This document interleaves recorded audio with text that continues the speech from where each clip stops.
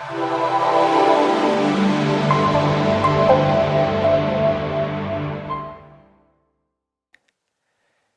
Derek Stupski here, and behind me is the quadrant of success when it comes to your fitness journey. And I want to share with you our little secrets that you can take with you to implement today to help you get on a better path to being successful in your fitness journey. We'll start in the upper left-hand corner here, and that is programming. That's number one. The biggest thing with programming is, do you have a mix? So a lot of people are just weight trainers. A lot of people are just cardio people. All they do is run or cycle or row. That's cool if you're doing something that's better than not. But if you want to get great results, are you mixing it up? Are you mixing some strength training with some of your conditioning? That is a big question that we have with a lot of people who want to get started into our programs, and how we program a lot and how we really focus on our programming to have a great blend of the two. Now we have our balanced side of things. Are you having complementary movements? If you're pushing, are you pulling? So if I'm doing a bench press, am I doing some kind of row to complement that? If not, I'm going to have a great big chest, rolled shoulders, and bad posture. I'm going to be asymmetrical, which is going to lead to injury down the road. So now if we can balance that out, make sure that we're having complementary movements within our programming, we're going to be much better off that way. And the other thing to do with balance is make sure we're working upper and lower too, especially you guys out there. I've seen a lot of fellas, really big upper body, tiny little stick legs. Don't end up like them.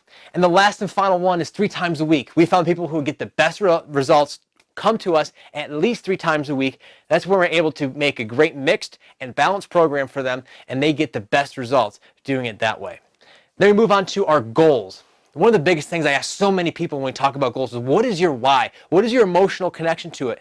And your why can't be a byproduct. For instance, if you want to lose a lot of weight, a byproduct of hitting that goal would be looking better. So that can't be a main driving factor. What is your emotional trigger behind that? So what is your why? What is your emotion? What's going to drive you to reach those goals?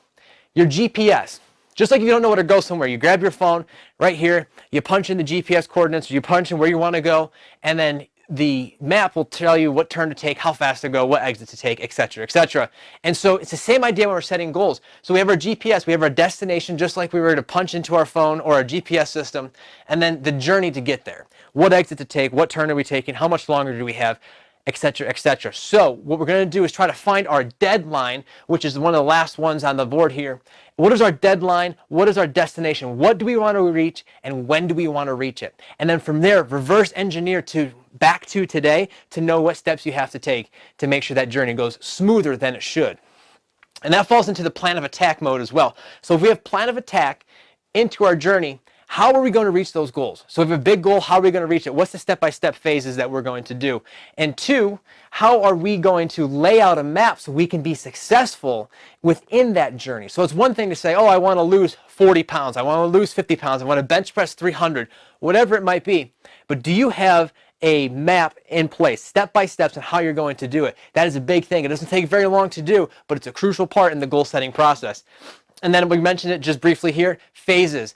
It's very difficult to just go from one extreme to the next. So if you're someone who lives a sedentary lifestyle and eats very poorly, it's hard to just flip a switch, become an active person who eats extremely healthy. But what we can do is focus on phasing things in, one step at a time. So if we are someone who really enjoys cookies, we can start to take away how many cookies we consume to the point we're not consuming cookies anymore, and start to slowly implement our exercise, whether it's just going for a walk or going to the gym, whatever it is, one step at a time. Therefore, it's more of a lifestyle change, not just a quick fix.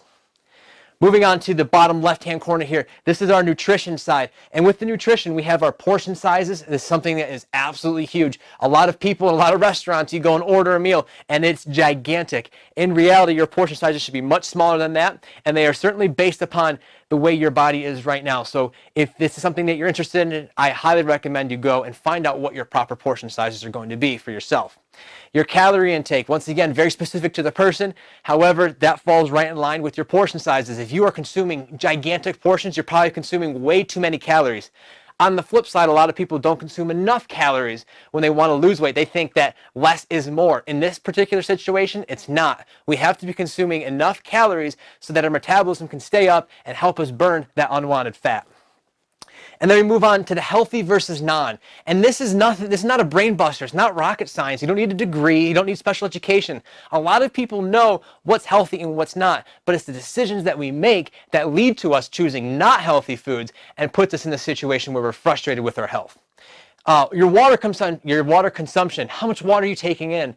And really, there's no like limit. You should be consuming as much water as you possibly can on a daily basis. That's the only thing I'm going to tell you there. Consume tons and tons of water. And if we want to get really specific, we can start talking about our macronutrients, our proteins, carbohydrates, and fats. Those three things, when we start to get in the better swing of things with our nutrition, is something that you can really focus in on. Once again, very individualized. Do your research on it before just jumping into any kind of program. And then the final and last part of our quadrant is going to be our accountability side of things. Another carrot. So just like you see the old cartoons, people in a horse and cart or a donkey in a cart, and they have the carrot in front of the donkey and he's chasing it. What is your carrot? So we have our emotional why with our goals, but do we have another carrot involved? Do we have another, a reward that we're going to give ourselves to be successful? So do you have something else that you want to achieve, or another reward that you want to give yourself if you reach your goal? So come up with a different carrot. It helps to develop a little bit more self-accountability. Friends, family, coach, all three, one, two of them, it doesn't matter. We want to use someone in this realm here to help hold us accountable. If we have more support on our side, we have a much higher chance of being successful. Our structure, this falls in line with the plan of attack with our goals. How are we structuring everything? Is everything very structured in terms of your times, when you're going to do things, how much you're going to do of it? Or are you just kind of flying by the seat of your pants? The more structured we are, the higher chance of us being successful. And the final and last piece is going to be preparation. That's huge. Once again, falls in line with the plan of attack when it comes to our goals, but it also helps hold us more accountable.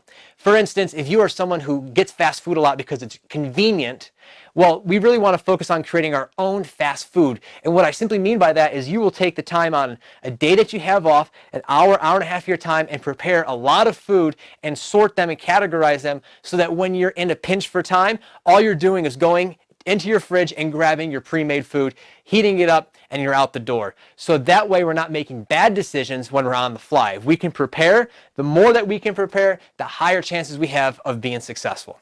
I hope this quadrant helps and makes sense. Like I said, very basic, but very crucial in the steps to becoming healthier. If there's any questions, comment below. We'll answer back.